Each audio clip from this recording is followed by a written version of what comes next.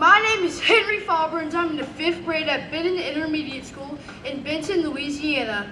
I'd like to start by reciting an excerpt from Ronald Reagan address and then transition into discussing my artwork and its relation to American freedom.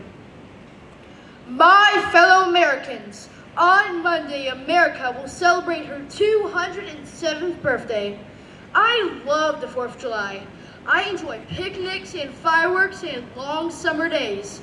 And I get excited with the thought that millions of our people all across this great country will, on this 4th of July weekend, join together in thinking about our freedom and the great men and women who sacrificed to make it our inheritance. It's easy to forget just what a revolution these Americans made. It's easy to forget how they amazed the world and how many hopes they raised. President George Washington, in the very first inaugural address, warned Americans that they had a new responsibility. As you can see, my illustration depicts one way in which we as Americans celebrate the 4th of July. I find it poignant to reflect on our freedom as Americans while enjoying Independence Day fireworks with my family.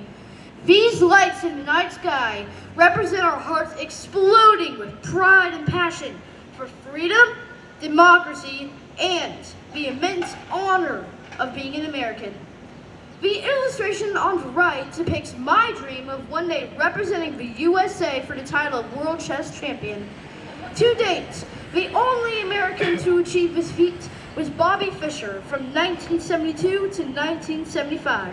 When Fischer defeated Boris Spassky of the Soviet Union in 1972, he returned to the U.S. a national hero. The competitive spirit has always been an integral part of American life.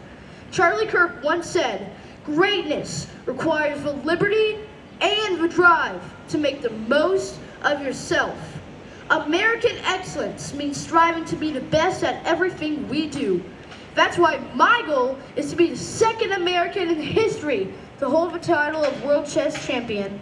And I know that sounds like a lofty aspiration, because it is, but there was also a time I thought I'd never be my own dad in a game of chess. And once I did, 7-year-old me knew I could do anything.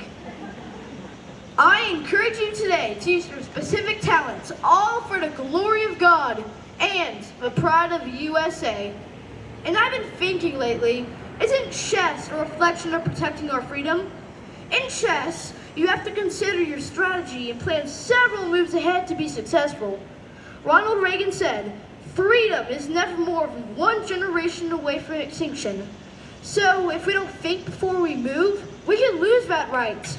After the first 4 moves in chess, there are over 318 billion possible positions to be played. So we're not always going to find the next best move. We won't be perfect, but if you make a move, or a series of moves, so bad it becomes nearly impossible to come back from, in chess, we call that a blunder. Folks, we can't afford to blunder our freedom. Thank you for having me here today. Great job.